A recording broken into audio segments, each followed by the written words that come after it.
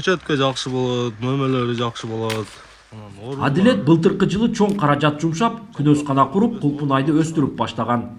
Дыйкан эккен кулпунайдын түшүмдүүлүгүн арттыруу максатында гидропоника ыкмасын колдонуп, тамчылатып суугаруу системасын орноткон. 4 сотук жерине курган күнөскананын узундугу 50 метрди түзөт. Күн сайын эмгектенип, бул багытта тажрыйбасын арттыруу аракетинде.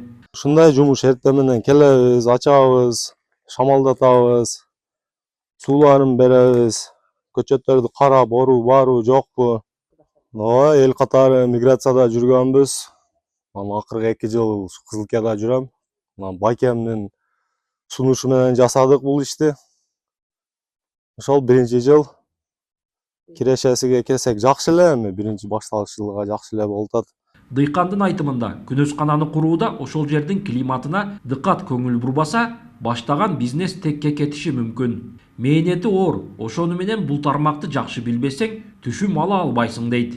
Дыйкан бул ыкманы үйрөнүү үчүн атайын окуп, билим алып келген. Система гидропоника деп айтылат. Бул влажность болуш керек буда. Кургабаш керек асты тамыр. Ошондо мына астынан өзү иче берет. Капельный система бул. Шланга менен өзү капырт этип ичет, сууду ачабыз. Уход эми жалбырак, эски жалбырактарын үзөбүз, усиктери чыгат.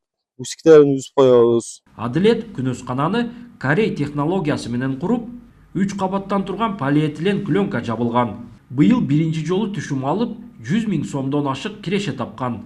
Азыр март айларына чейин 2-ci түшүмдү алат.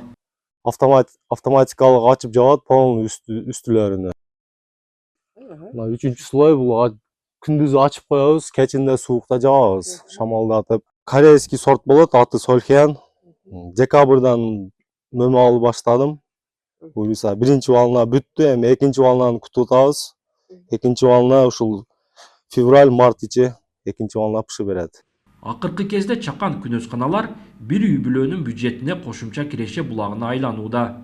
Ошондой эле дыйкандар күнөсканада өстүргөн жашылча жемиштери менен ички рынокты камсыздоого да салым кошуп жатышат. Улан Маккамбаев, Адыл Орозалиев, ЛТР, Баткен облусу.